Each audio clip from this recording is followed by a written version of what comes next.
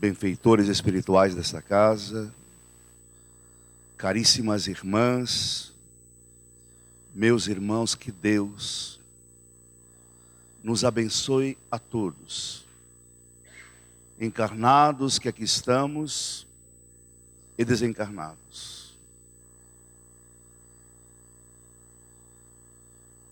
A doutrina espírita efetivamente nos auxilia na vida. Ela nos serve para trazer a todos nós o otimismo, a esperança. Nós muitas vezes nos encontramos em situações dificílimas, problemas, a princípio insolúveis, e entramos em depressão. Somos prisioneiros da tristeza. Nessas horas, nós devemos avaliar se de fato o Espiritismo tem um papel preponderante para mudar o rumo das nossas vidas. Eu creio que sim. Mas é importante, é necessário buscar os seus princípios que irão nos dar a base para reverter qualquer quadro da nossa existência. Eu passo do princípio que é relevante entendermos o que estamos fazendo aqui. Não é segredo para ninguém. Kardec, o nosso codificador, quando das experiências mediúnicas, elaborando perguntas às entidades venerandas, ele chega à indagação. Ora, se nós somos espíritos eternos, criados por Deus, simples e ignorantes, por que da encarnação? Uma encarnação tão difícil, tão problemática, onde nós temos que trabalhar para a nossa existência saudável, onde nós temos que enfrentar enfermidades. O que estamos fazendo aqui? E as entidades respondem com muita clareza. A encarnação é necessária para o vosso aperfeiçoamento. É a primeira finalidade da vida no corpo. Todos nós nos encontramos aqui num estágio educacional. A busca da nossa melhoria espiritual. Certamente vivenciando experiências na família, na sociedade, e por que não dizer, vivenciando a experiência ligados a um universo miniatura, que nós chamamos corpo físico. Até para viver no corpo, nós temos que saber viver. Nós aprendemos com os espíritos que tudo é energia, que esse universo em miniatura, mais de 75 milhões de células, funcionam de forma harmônica, controlados pelo nosso espírito imortal, pela nossa alma. E nós compreendemos agora com Emmanuel, no livro Pensamento e Vida, que pensamento é condutor de eletromagnetismo. Olha que interessante. As nossas células, ligadas à nossa alma pelo nosso corpo espiritual, que Allan Kardec denomina perispírito, é controlado pelas nossas próprias emanações mentais. Por isso, aproveitando a homenagem, a lembrança da semana, do mês, onde nós falamos em câncer de mama, nós aprendemos com os espíritos que a mulher, ela é responsável pela mudança das suas próprias células íntimas. E Joana de Ângeles, a entidade amiga, nos diz que a mulher ciumenta, ela é propícia a ter câncer de mama, vibrações, ansiedade. O homem ciumento, câncer de próstata.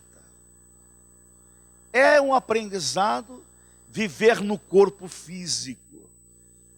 A nossa finalidade primeira na terra é cuidar para o nosso aperfeiçoamento.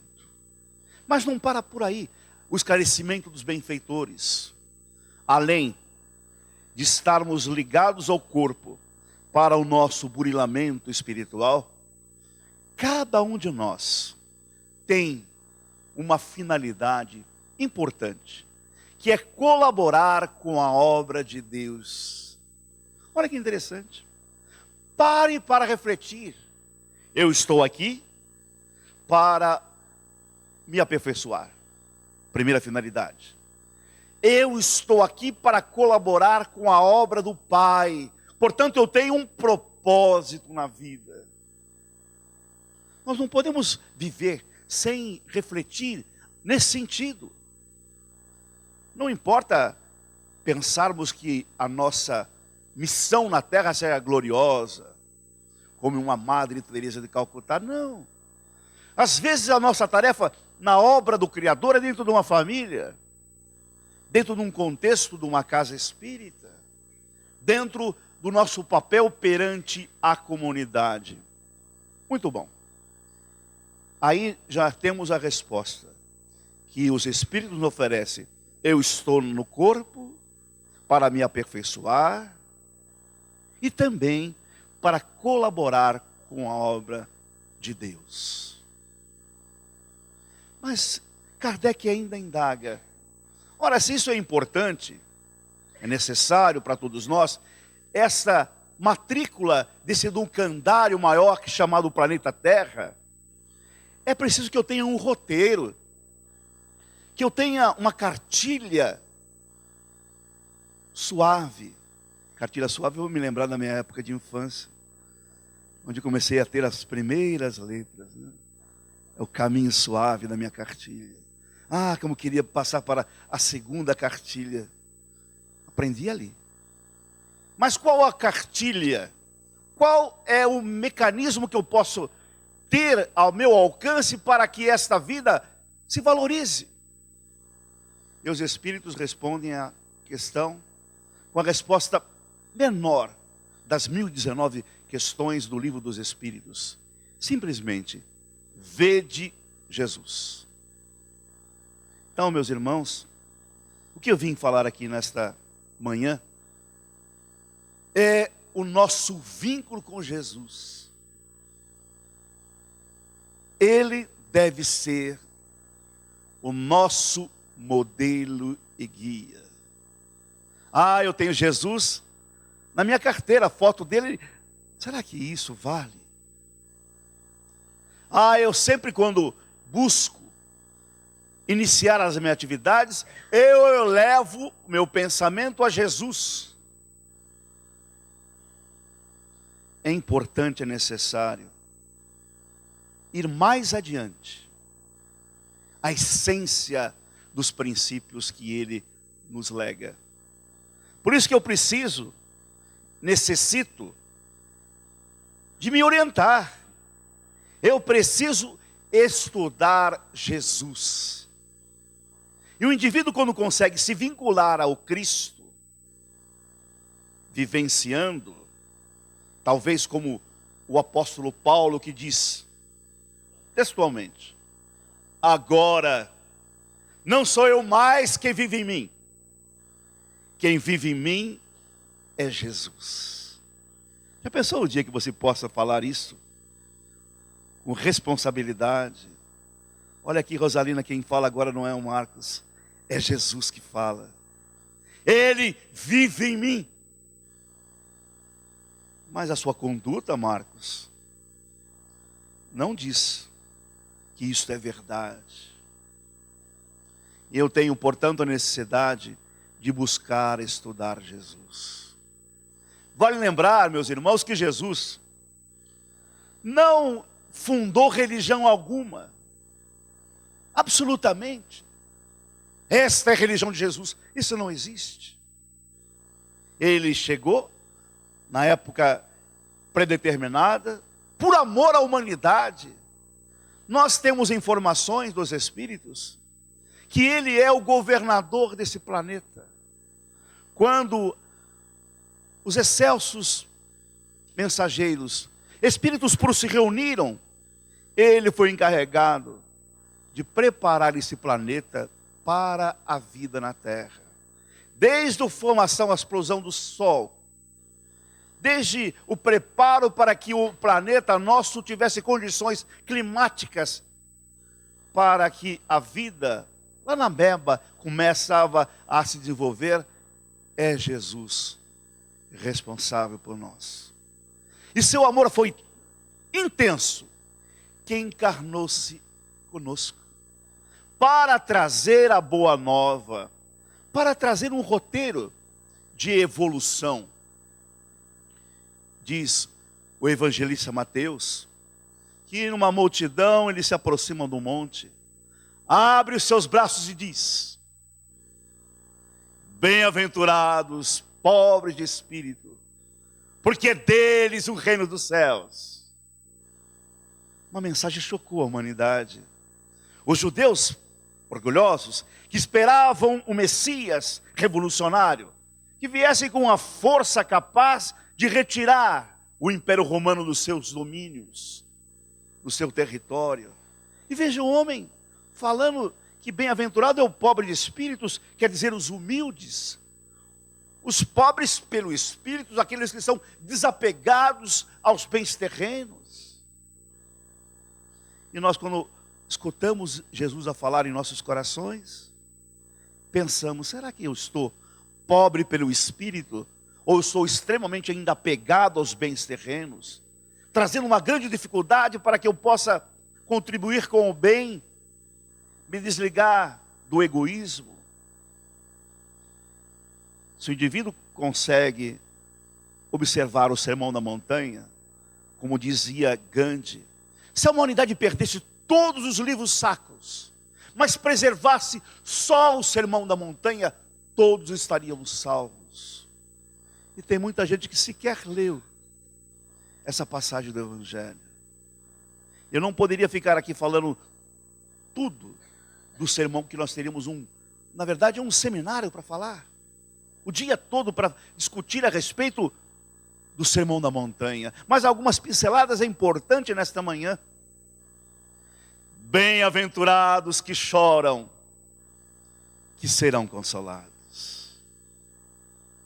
De que forma que eu vou ser consolado? Através da compreensão, através do entendimento. Ora, se nós sabemos que essa vida é transitória, é fugaz, é secundária, eu não posso me abater com tristezas. O verdadeiro cristão é aquele que reverte em energia, em alegria, em otimismo, e encontra o seu propósito da vida. E nós espíritas temos o conhecimento que a morte não existe. Então eu não posso me abater diante de dificuldades. Aquela mulher, no dia 4 de dezembro de 1982, entra num hospital na Austrália, 9 meses de gravidez, uma expectativa imensa, e é uma hora magnífica, mágica. Recentemente eu fui acompanhar o nascimento do meu netinho, e fiquei muito mais emocionado, porque quem estava fazendo parto era meu filho, que é médico, ginecologista. Se eu chorar, vocês me desculpem. Mas aquela mulher esperava 9 meses. Também trabalhava na saúde, como parteira, nos hospitais. E ela percebeu que logo após o início da cesariana, alguma coisa estava diferente. A criança foi retirada da sua visão. E ela perguntou, consciente: tem alguma coisa errada com o meu bebê? Alguma coisa errada com o meu bebê? Não, espere, ele está bem. O marido que acompanhava o parto saiu, que as suas pernas começaram a tremer. Ele teve uma dificuldade de entender o que se passava. E ela continuou: tem alguma coisa com o meu bebê?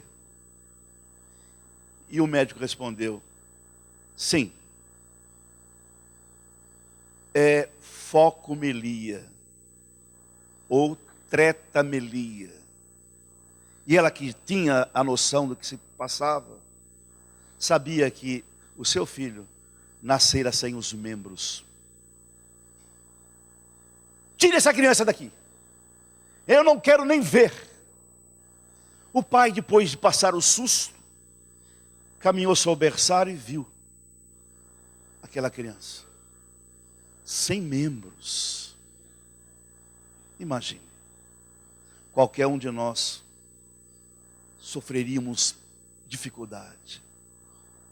Ele vai até a mãe, a esposa, ela fala assim: será que eu mereço flores por ter gerado isso aí? Mas a superação do momento foi vencida. Era uma família cristã, não espírita, mas acreditavam em Jesus, evangelizados, e aceitaram aquela criança como um presente de Deus. Meus irmãos, esse espírito que nasceu, chamado Nicholas Viucci, hoje Nick, fundou uma organização mundial, não governamental. É um grande evangelizador. Eu fui obrigado a ler um pouco mais da vida dele e recomendo para quem tiver interesse. Uma vida sem limites. Ele vai ao mundo inteiro falar de Jesus, da esperança, do otimismo. Tem apenas um pezinho do lado esquerdo, fizeram uma cirurgia para ele. É o segundo livro que ele já publica. Fala de Jesus, fala da esperança, fala do otimismo, fala das missões de nós todos. E ele disse que quando pequeno, o pai dele começou numa banheira, colocou ele para tomar banho e percebeu que ele tinha condições de, eu não faço isso até hoje, boiar sem membros. Depois percebeu que o pezinho era uma verdadeira hélice. É um excelente, exímio nadador. Aos 17 anos começou a falar nas igrejas, falar da esperança, do amor. Até que um dia ele estava na Califórnia, quando ele viu que uma família gritava: Nick, Nick, aqui, Nick. Porque ele fica em cima de uma mesa dessa falando, imagina. Trazer ele aqui no Kardec para vocês. Vai vir no Brasil recentemente, brevemente. Nick, Nick. Aí ele olha, a família, um casal de jovens, mostra um bebezinho, Daniel, que era idêntico ao Nick, com o mesmo problema. Então eu fiquei falando: meu Deus do céu, às vezes a gente fica reclamando da nossa vida. A gente tem com o nariz comprido, a orelha abanada, o cabelo está caindo, e reclama e entra numa depressão. E ver um indivíduo aqui igual a esse cidadão, que para mim é um missionário. Nós sabemos que no Sermão da Montanha fala claramente: se uma mão te escandaliza, arranque-a longe de ti, porque mais vale entrar no reino dos céus com uma só mão, que com duas arder-se no fogo do inferno. Se um olho te escandaliza, arranque longe de ti, porque mais vale entrar no reino dos céus com um só olho, que com dois arder-se no fogo do inferno. Ele está nos dizendo, evidentemente, que não vou literalmente arrancar o olho, né? Tem muita gente que faz coisa errada e ia arrancar outra coisa que não ia ficar bem, né? Imagina. Arrancar a língua, aqueles que falam demais. Mas ele quer dizer que nos nossos preparativos na reencarnação, às vezes nós falamos: olha, realmente eu vim muito bonito nessa vida. Atrapalhei famílias, provoquei distúrbios, então tem que vir feio. Ou eu falei demais, eu tenho que vir gago, né? Ou cego. Mas eu tenho certeza que este Nick não é uma expiação alguma. é um exemplo de amor, de esperança. E ele fala que a tristeza é vencida através desse propósito da vida. Que ele encontrou a maior alegria nos bairros mais pobres da África. Ele esteve na China logo após o terremoto, visitando um orfanato. Imagine crianças que cantavam num coral, que dançavam, que perderam tudo. E ali ele diz que alguns condomínios na Europa ou na América, de pessoas riquíssimas, não encontrou tanta alegria e tanta felicidade como nesse sofrimento. Então isso nos mostra que é um indivíduo que está ligado a Jesus. E nós somos espíritas, sabemos tudo e esquecemos de estudar o Cristo.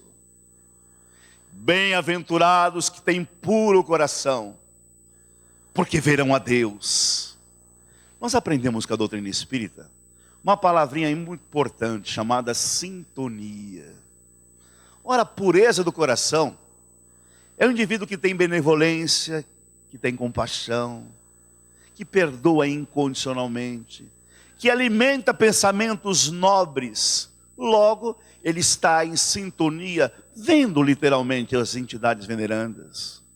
Agora, meus irmãos, quando nós não temos pensamentos bons, não se iluda, nós estaremos sintonizados com falanges inferiores, espíritos trevosos, malévolos, que querem nos destruturar a vida, que trazem intrigas, desânimos, dificuldades acentuadas, nos levando ao vício pernicioso, à sexolatria, ao álcool, às drogas.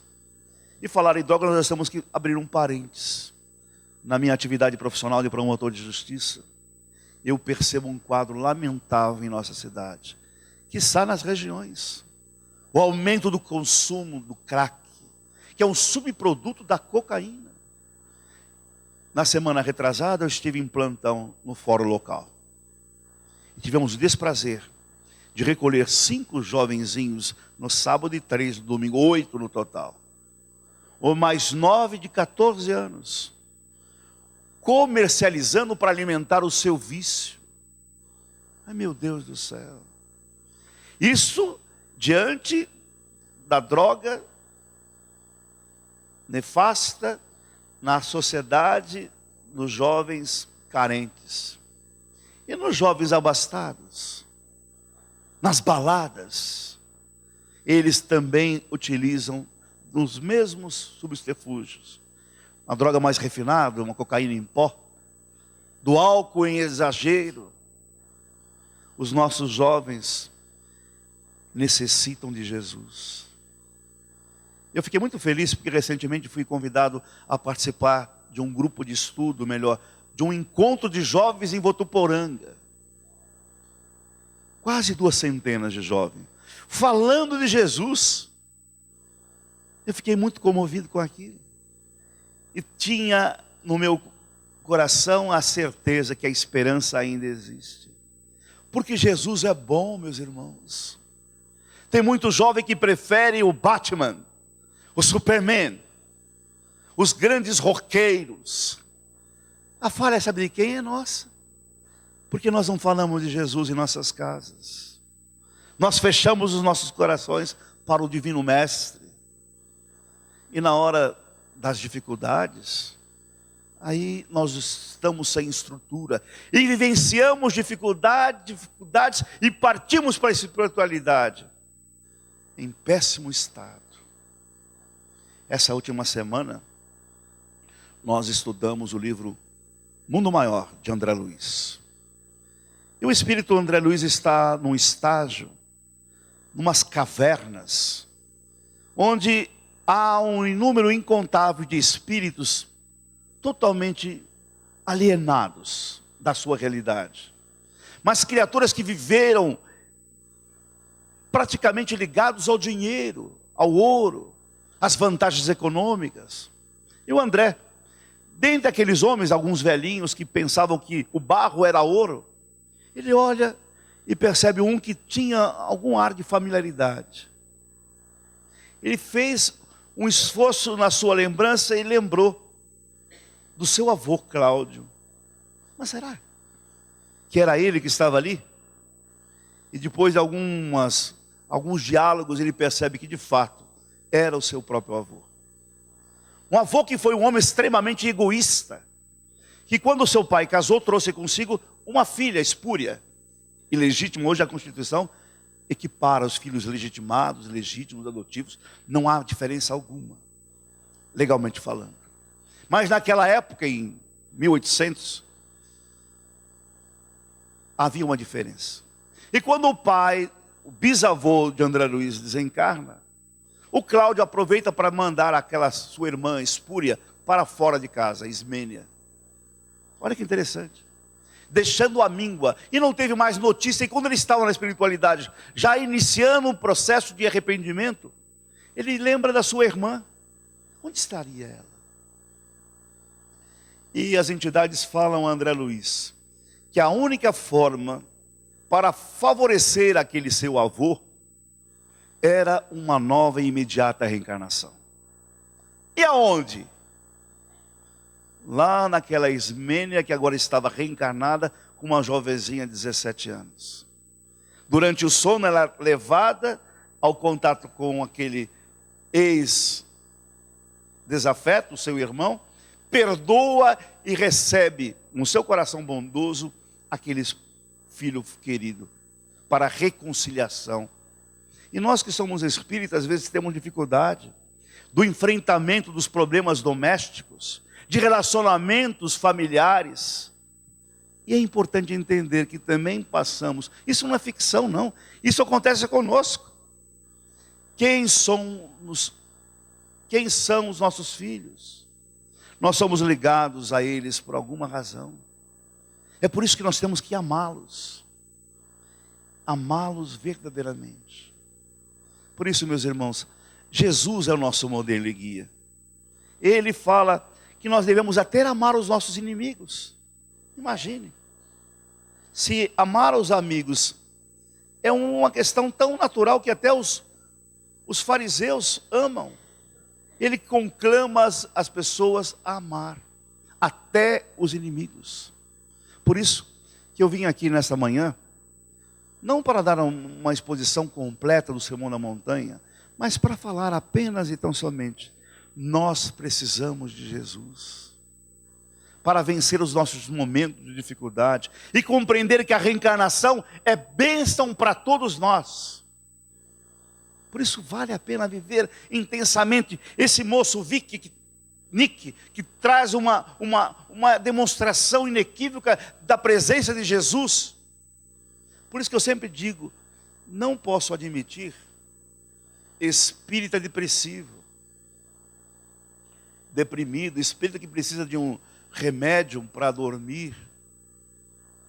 Eu não posso, calmante. Espírita nervoso, de forma ansioso. Nós acreditamos em Jesus. Temos a noção que a doutrina espírita nos proporciona, que esta vida é transitória, então não posso viver ligados à amargura. Vamos viver com alegria, com intensidade.